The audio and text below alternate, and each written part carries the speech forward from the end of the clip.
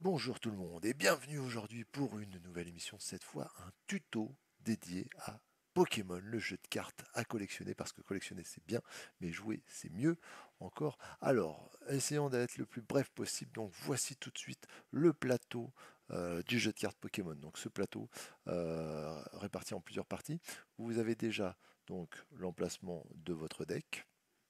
En dessous, vous allez mettre les cartes que vous allez défausser, que vous allez jeter, soit vos Pokémon KO, soit les cartes une fois qu'elles sont jouées, par exemple les cartes objets. C'est un peu votre cimetière, c'est voilà, votre pile de défausse. Vous avez l'emplacement du Pokémon actif, parce qu'en fait, combat de Pokémon, ça va être combat Pokémon contre Pokémon, un contre un, constamment. Donc vous allez avoir un Pokémon sur le plateau, un Pokémon adverse, et les deux vont s'affronter. On va voir dans un instant comment vous avez l'emplacement des Pokémon qui sont sur le banc, qui sont mis en réserve. En fait, vous pouvez mettre jusqu'à 5 Pokémon en réserve et les préparer à passer en jeu, à passer comme Pokémon actif une fois que le premier sera mis KO. Et vous avez enfin un dernier emplacement qui sont les cartes de récompense, parce qu'à chaque fois que vous battez un Pokémon adverse, vous pouvez piocher une carte récompense. Lorsque vous avez pioché vos 6 cartes récompenses, vous avez gagné le match. Donc voilà, le but ce sera d'éliminer 6 Pokémon adverses pour pouvoir piocher toutes ces cartes récompenses et gagner. À présent, regardons un peu de quoi peut se composer votre paquet de cartes. Donc vous avez les cartes Pokémon déjà. Donc ici je vous présente Caninos qui est un Pokémon de base, c'est écrit en haut à gauche. Vous pouvez voir qu'il a 70 points de vie et qu'il a une attaque morsure qui inflige 20 points de dégâts à l'adversaire. Pour utiliser cette attaque morsure, il y a deux petites étoiles, ça signifie qu'il lui faut deux énergies. Voilà, on va voir dans un instant ce que sont les cartes énergie. Voilà. D'autres informations, les résistances et les faiblesses. Voilà, faiblesse haut x2, c'est-à-dire que si jamais il reçoit une attaque d'un Pokémon haut, l'attaque va infliger deux fois plus de dégâts. Pour les résistances, ça diviserait par deux. Dernier petit emplacement, la retraite. C'est si jamais votre Pokémon n'est pas mis KO, mais que vous voulez le rappeler sur le banc, il va falloir jeter deux cartes énergie, parce qu'ici la retraite est de 2. Des fois c'est de 1, des fois c'est de 3, voire plus selon le Pokémon. Donc ça c'est un Pokémon de base. Vous avez aussi les Pokémon niveau 1. Voilà, les Pokémon qui sont les évolutions de ces Pokémon de base. Vous voyez en haut à gauche, il y a écrit niveau 1, et vous voyez, c'est l'évolution de quel Pokémon. Donc là, je vous montre Arcanin, qui est l'évolution de Caninos. Donc toujours avec ses PV, ses attaques, vous voyez qu'il a un peu plus d'attaque que Caninos normalement. Normal, c'est son évolution, elles font aussi plus mal, donc plus de PV, plus d'attaque. Et là, vous voyez une petite différence sur les énergies. Voilà, vous voyez des énergies de feu et des énergies avec étoile. En fait, les énergies avec étoile, c'est une énergie normale. Ça veut dire que n'importe quelle énergie peut convenir. Donc pour lancer lance-flamme, vous pouvez très bien avoir trois énergies feu. Vous pouvez très bien avoir deux énergies feu et une énergie plante ou psy. Voilà, peu importe, il vous faut trois énergies, deux feux et une autre qui peut être n'importe quoi. Donc ensuite, les cartes énergie. Les cartes énergie, comme vous pouvez le voir ici, assez classique avec juste le symbole de l'énergie, du type d'énergie, donc ici qui est une énergie feu, sachant que les énergies, vous en avez deux types différents, la plante, l'électricité, l'obscurité, les fées, le feu, le psy, le métal, le dragon, l'eau, le combat, voilà. Mais souvent dans votre paquet, je vous conseille de n'attacher à votre paquet qu'un ou deux types d'énergie maximum, sinon vous allez avoir des difficultés à réunir, comme on le voit sur Arcanin, les deux énergies feu dont vous avez besoin pour lancer son attaque. Donc limitez-vous à deux, ça sera déjà bien suffisant. Un, si vous démarrez, si vous débutez, faites-vous un deck de chaque type. Ensuite, nous avons comme style de carte les cartes objets. Donc les cartes objets qui peuvent être utilisées n'importe quand pendant votre tour, autant que vous voulez d'ailleurs. Il y a écrit objet en haut à droite et il vous suffit de lire le descriptif. Ici, par exemple, niveau ball nous permet d'aller chercher dans notre deck un Pokémon avec 90 PV ou moins. On le montre, on l'ajoute à notre main et donc après, logiquement, on pourra le jouer si c'est pas une évolution. Dans ce cas-là, sachant que les Pokémon de base, on peut les poser direct. Et on mélange ensuite votre deck. Il va falloir bien mélanger. Vous allez souvent mélanger votre jeu, bien entendu, après l'avoir fouillé. Un autre type d'objet, voilà, que je voulais vous montrer, la récupération d'énergie, qui permet de récupérer deux cartes énergie de base dans votre pile de défausse et les ajouter à notre main. Voilà, donc vous avez vraiment des effets variés sur le deck, sur la pile de défausse ou sur les Pokémon en eux-mêmes, hein. Il y a même certaines cartes objets qu'on pourra lier à nos Pokémon pendant qu'ils sont en train de combattre pour leur donner certains effets. Le dernier type de carte que vous utiliserez, ce sont les cartes supporters, qui là souvent sont des personnages qui sont assez puissants. Voilà, par exemple ici, défausser votre main et piocher 7 cartes, sachant qu'on ne peut piocher qu'une carte a priori de base par tour au début de votre tour. Là, si jamais il vous reste plus qu'une ou deux cartes en main, vous jetez tout, vous refaites une main pleine.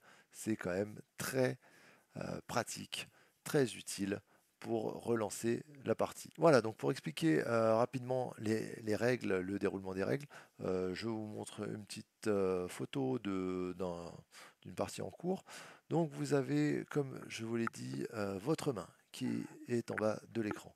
Vous avez votre Pokémon actif ici qui est Arcanin, les Pokémon sur le banc, et vous voyez que j'ai attaché des cartes énergie. Souvent moi je les glisse en dessous, je les laisse dépasser un peu des cartes pour pouvoir les compter plus facilement et que l'adversaire puisse voir combien j'ai d'énergie attachée à chaque Pokémon. Vous aurez des petits jetons dans votre deck, des jetons qui sont les marqueurs de dégâts où vous écrivez combien de dégâts a subi le Pokémon jusqu'à présent. Donc là, ici Arcanin a subi 42 dégâts et une fois qu'il sera arrivé à 110, il sera KO. Quand vous démarrez votre partie, donc vous jouez à pile ou face, le gagnant décide s'il commence ou pas, sachant que celui qui commence à son premier tour ne peut pas attaquer et ne peut pas poser de supporter. Donc au premier tour, vous pouvez uniquement jouer des cartes objets et de me poser une énergie, attacher une énergie sur votre Pokémon. Vous pouvez poser des Pokémon de base, bien entendu, mais vous ne pouvez pas les faire évoluer. Pourquoi on ne peut pas les faire évoluer? Parce que pour jouer une évolution niveau 1, par exemple, sur un Pokémon de base, il faut attendre un tour. Il faut déjà toujours que votre Pokémon de base ait passé un tour en jeu avant de pouvoir poser son évolution par-dessus. Vous n'avez pas le droit de poser le Pokémon de base et son évolution directement au-dessus, hein, bien entendu, hein. Sinon ça serait bien abusé, l'adversaire n'aurait pas le temps de réagir. Donc le deuxième joueur, celui en face, lui par contre, peut jouer des cartes supporters, des cartes objets, des Pokémon de base, ne peut toujours pas faire évoluer parce que c'est son premier tour à lui, hein. Il faudra bien sûr qu'il attende un tour pour faire évoluer ses Pokémon, et peut jouer donc des cartes supporters et peut surtout attaquer. Voilà, donc des fois il est plus intéressant selon le type de carte que vous avez, si jamais vous avez des cartes supporters en main, de décider de jouer en deuxième. Voilà, si vous avez gagné bien sûr le tirage au sort, le pile ou face au début du jeu. Donc vous allez poser vos cartes énergie, vous allez vous lancer votre attaque. Quand votre Pokémon, quand vous avez mis KO le Pokémon adverse, ce Pokémon avec toutes les énergies qui étaient attachées vont dans la défausse et vous piochez une carte récompense.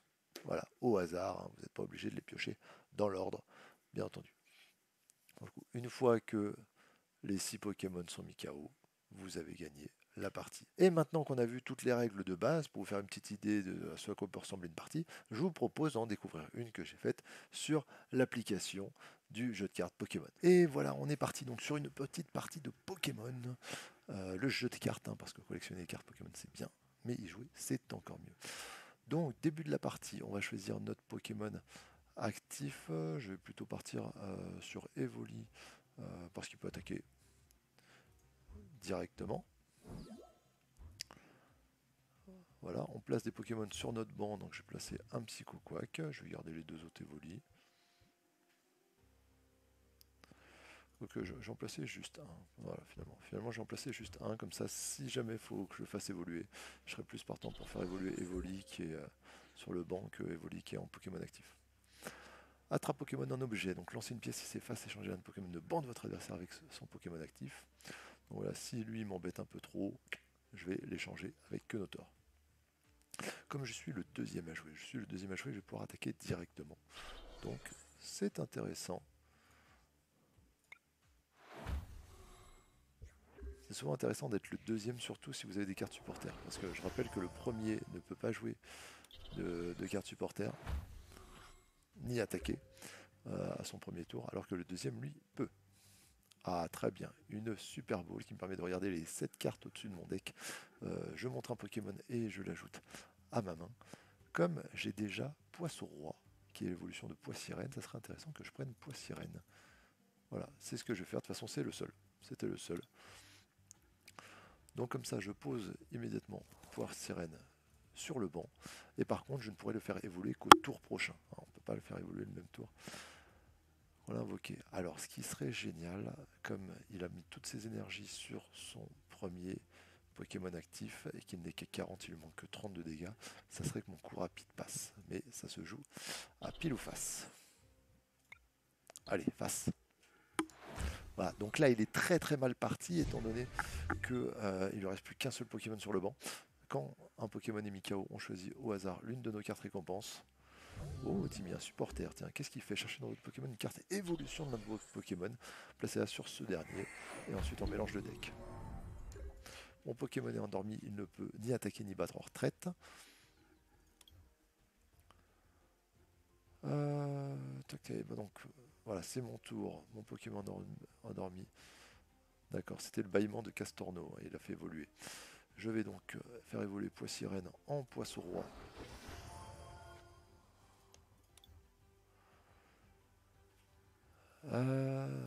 Si jamais il est soigné, ça inflige 80 dégâts de plus, ça peut faire mal.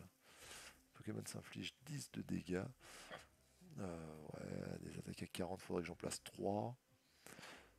En fait, lui, il faut vraiment le défoncer avant qu'il arrive à son 80, avant son attaque à 3 étoiles. Hein.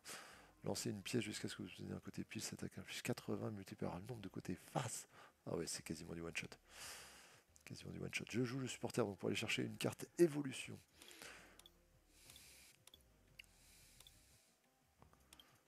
Donc ça c'est que des bases, il n'y a que Poisson-Roi aussi en évolution. Par contre je vais prendre, voilà, Aquali, qui est l'évolution d'Evoli.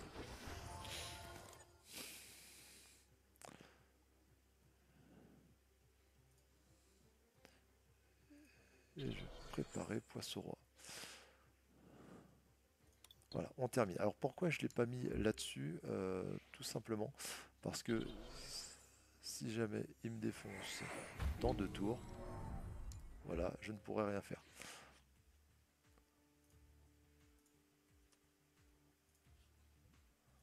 Alors on va essayer de lui enlever 30 déjà. Oui, 30. Là pour l'instant je gagne le pile ou face. J'ai quand même du bol. Oh, il a invoqué Colombo. Il a invoqué Colombo, je suis mal. Vous voyez, 80 fois le nombre de côtés face, mais c'est énorme. Je suis obligé de mettre Poisson Roi, c'est le seul qui a. C'est le seul qui a de l'énergie. Et là, ça peut être intéressant d'échanger.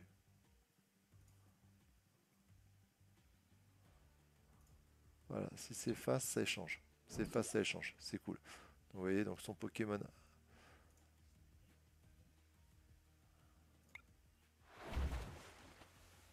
Son Pokémon avec les 3 énergies retourne sur le banc. Et comme ça, je peux m'attaquer à celui-ci qui n'a même pas de quoi attaquer. C'est facile, il en pioche 7, si c'est pile, il en fausse. Ah, voilà. Il en pioche 4. Forcément, c'est face. Faudrait que j'ai une carte comme ça qui me permette de piocher. Ah, il s'est chopé plein de Pokémon sur son banc. Il refait sa main là. Il regarde les 2 premières cartes de sa main, il en choisit une, il en défausse l'autre. Tiens, lequel je vais préparer?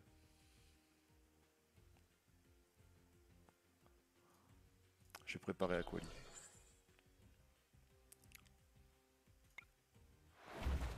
Voilà, un autre Pokémon KO. Ça me permet d'aller piocher des cartes récompenses. Hein. C'est quand même une carte en plus que je pioche. Pas négligeable, foulard apaisant. Qu'est-ce que chaque fois que vous attachez une carte d'énergie de votre main, cette carte est attachée. Soignez 20 de dégâts à ce Pokémon. Mais ça veut dire que ça passe à 80 sa première attaque. Oh là là, et je peux pas battre en retraite. Et je peux pas battre en retraite, sérieux. Ah, sa tranche va m'avoir. Ah là là là là, c'est super ça sur Poisson Roi. C'est vraiment ce qu'il lui faut. Comme ça, sa première attaque avec une seule énergie passe à 80. Il a 50. Donc là, il faut surtout pas que je fasse mon attaque à 40. Parce que 50 plus 30, ça fait 80. Il a 90 de vie. Il lui restera 10.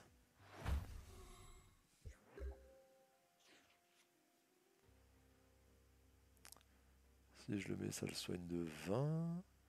Et ça met KO l'autre. Allez, on va faire ça. Je l'attache l'objet. Je lui attache une énergie. Ça le soigne. Comme il a été soigné, sa première attaque inflige 80 de plus. Et je peux piocher une carte récompense supplémentaire. Il me reste 4 maintenant plus que 3. À piocher. Ah, forcément son mastoc. Oh, pile direct. Elle ne passe pas. Elle ne passe pas. C'est génial. Cherchez un Pokémon haut dans votre deck. Montrez-le, ajoutez-le à votre main. Voilà. Alors, j'adore faire ça en fait, tout simplement. Parce que moins j'ai de Pokémon dans mon jeu, et plus j'ai de chances de piocher une carte énergie. Donc je vais mettre tout de suite le Poissirène sur le banc et au tour prochain je le ferai évoluer en Poisson Roi. Il faut vraiment que je m'en débarrasse, malheureusement.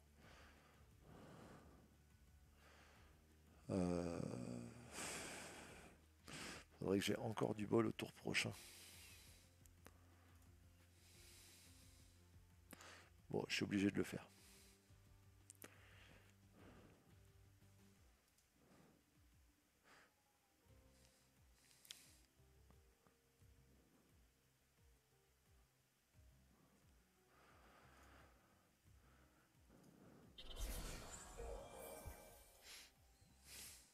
Voilà, j'attaque à 80.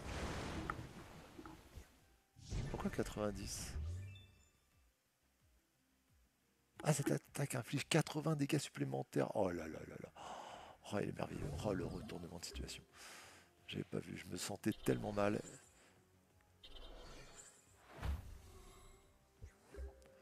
Donc voilà, ce petit Quenotor qui n'inflige que 10 va me permettre de respirer un temps.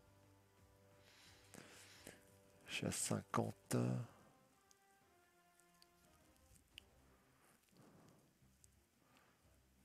Je suis à 50, je m'inflige 10, passe à 60 avec lui, 70. Ça me permettra de le mettre KO. Au prochain tour, nos 2 Pokémon seront KO.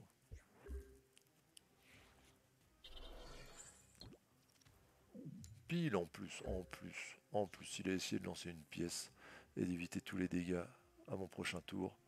Chaque joueur mélange sa main avec son deck, ensuite chaque joueur pioche une carte pour chacune des cartes récompenses qui lui restent. Donc ça c'est très bien quand vous êtes dans la dèche. Voilà, lui il piocherait 5 cartes, j'en piocherai que 2. Donc c'est absolument pas intéressant de jouer le supporter pour moi.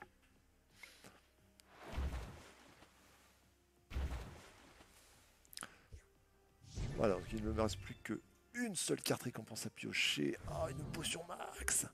Soignez tous les dégâts de l'un de vos Pokémon. Et il n'a pas assez pour lancer son attaque, il lui fallait 3 énergies. Il n'en a attaché que 2. Cette attaque infligera 50 et elle lance une pièce qui s'efface, ça inflige 20 dégâts de plus, donc 70. Et ce qui est génial, c'est comme je vais pouvoir soigner les 70, il a été soigné. C'est génial ce truc. Donc normalement, il va infliger 90 de dégâts. Je vais chercher avec ma carte Carolina une carte dresseur dans mon deck. Carte dresseur, qu'est-ce qu'il fait? Chercher jusqu'à 2 cartes énergie de base. Mais voilà, voilà ce qu'il me fallait. Voilà, donc les cartes dresseurs, c'est soit les cartes supporters. Prenez 4 énergies de base dans votre pile de défausse. Je suis pas sûr d'en avoir tant que ça dans la pile de défausse. Ou le foulard apaisant qui serait aussi très bien, mais il me faut absolument de l'énergie. Il faut absolument de l'énergie pour l'autre poisson roi.